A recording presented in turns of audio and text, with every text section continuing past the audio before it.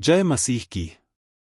आज हम एक अत्यंत महत्वपूर्ण और अक्सर गलत समझे जाने वाले विषय पर चर्चा करेंगे, मानसिक बीमारी और दुष्ट आत्मा ग्रसित होने के बीच का अंतर। आज के समय में मानसिक स्वास्थ्य एक अत्यधिक गलत समझा जाने वाला विषय है। अक्सर पादरी और चर्च मानसिक स्वास्थ्य की समस्याओं को दुष्ट आत्मा के कब्जे के साथ भ्रमित कर देते हैं। हमें इन दोनों के बीच अंतर को समझना और पहचानना आवश्यक है ताकि हम अपनी चर्च में प्रभावी सेवकाई कर सकें। कई बार हम मानसिक स्वास्थ्य समस्याओं को दुष्ट आत्मा का कब्जा समझ लेते हैं और दुष्ट आत्मा के कब्जे को मानसिक स्वास्थ्य समस्या मान लेते हैं। यह भ्रामकता न केवल व्यक्ति के सही उपचार में बाधा डालती है, बल्कि उनके आध्यात्मिक और मानसिक स्वास्थ्य को भी प्रभावित करती है।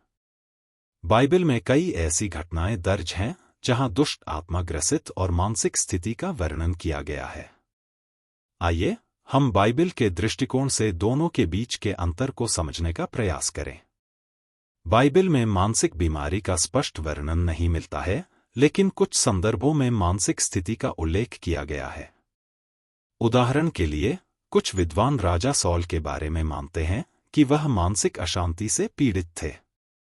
1 शमूएल 16 के 14 से 23 में लिखा है कि परमेश्वर का आत्मा सॉल से हट गया और उसे एक बुरा आत्मा सताने लगा।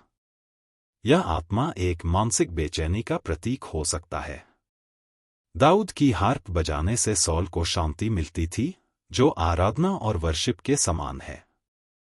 मानसिक बीमारी के लक्षणों में भावनात्मक समस्याएं जैसे उदासी, चिंता और निराशा शामिल हैं। व्यवहार संबंधी समस्याएं जैसे अचानक मूड बदलना, आक्रामकता और समाज से अलगाव भी देखे जा सकते हैं। शारीरिक लक्षणों में नींद में समस्या, भूख में बदलाव और थकान शामिल हैं। उपचार के लिए मनोवैज्ञानिक चिकित्सा, औषधि और परामर्श का सहारा लिया जा सकता है। बाइबल में ऐसे कई उदाहरण मिलते हैं, जैसे कि एक राजा 19 में भविष्यवक्ता एलिया, जो गहरे अवसाद और निराशा का सामना करता है। वह अपनी जान लेने की इच्छा व्यक्त करता है, लेकिन परमेश्वर ने एक स्वर्गदूत भेजा जिसने उसे आराम और पोषण प्रदान किया। इसी प्रकार 1 शमूएल 1 के 10 से 16 में हन्ना ने अपने बेटे के लिए प्रार्थना करते हुए गहरे दुख और चिंता का अनुभव किया। उसकी प्रार्थना का जवाब परमेश्वर ने एक बेटे, शमूएल, के जन्म के रूप में दिया। अब हम बात करेंगे दुष्ट आत्मा ग्रसित होने की। बाइबल में दुष्ट आत्मा ग्रसित होने के कई उदाहरण मिलते हैं, जहां व्यक्ति पर दुष्ट आत्माओं का नियंत्रण होता है। यीशु मसीह ने ऐसे कई लोगों को मुक्त किया। उदाहरण के लिए, मार्क 5 के 1 से 20 में गेरासेनी आदमी का उल्लेख है, जिसे यीशु ने दुष्ट आत्माओं से मुक्त किया था। यह व्यक्ति कब्रों में रहता था और खुद को पत्थरों से काटता था। यीशु ने दुष्ट आत्माओं को बाहर निकालकर सूअरों में भेज दिया, जिससे वे झील में डूब गए।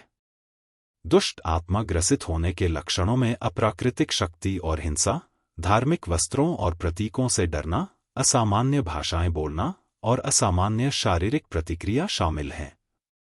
इनका उपचार केवल प्रार्थना, धार्मिक अनुष्ठान और आत्मिक अधिकार द्वारा संभव है। बाइबल में इसके भी कई उदाहरण मिलते हैं, जैसे कि मार्क 9 के 14 से 29 में एक पिता अपने बेटे को यीशु के पास लाता है, जो मूक और बहरे आत्मा से पीड़ित था। यह आत्मा बच्चे को जमीन पर गिरा देता था और उसे झटके देता था। यीशु ने आत्मा को निकालकर लड़के को मुक्त किया। लूका 8 के 26 से 39 में गेरासेनी आदमी, जिस पर कई दुष्ट आत्माओं का कब्जा था, नग्न रहता था और कब्रों में निवास करता था। यीशु ने उसे मुक्त किया और उसने स्वस्थ होकर कपड़े पहने और सही मनोस्थिति में वापस आ गया। मानसिक बीमारी और दुष्ट आत्मा ग्रसित होने के बीच अंतर महत्वपूर्ण है।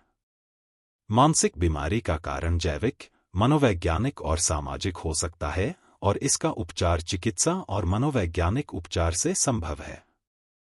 इसका धार्मिक या आत्मिक क्षेत्र से कोई प्रत्यक्ष संबंध नहीं होता। जबकि दुष्ट आत्मा ग्रसित होने का कारण आत्मिक और अलौकिक होता है, और इसका उपचार केवल प्रार्थना, धार्मिक अनुष्ठान और आत्मिक अधिकार द्वारा संभव है। इसका सीधा संबंध दुष्ट आत्माओं और आध्यात्मिक दुनिया से होता है।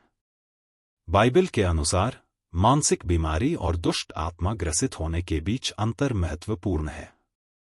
मानसिक बीमारी का उपचार चिकित्सा और परामर्श से किया जा सकता है, जबकि दुष्ट आत्मा ग्रसित होना आत्मिक उपचार और प्रार्थना की मांग करता है। दोनों के लक्षणों को समझकर सही उपचार करना आवश्यक है। यह ज्ञान हमें सही दिशा में मार्गदर्शन करने में मदद करता है और हमें विश्वास में मजबूत बनाता है। अंत में, हमें यीशु मसीह के उदाहरण से सीखना चाहिए, जिन्होंने करुणा और समझ के साथ लोगों की मदद की। हमें भी उसी तरह से एक दूसरे का सहारा बनना चाहिए और सभी के प्रति दया और प्रेम दिखाना चाहिए। आशा करते हैं कि आपको इस वीडियो से आत्मिक लाभ जरूर मिला होगा। आप अपनी राय इस वीडियो के कमेंट बॉक्स में जरूर लिख। हमारी मुलाकात बहुत जल्दी अगले वीडियो में होगी। तब तक हमें आज्ञा दे। जय मसीह की।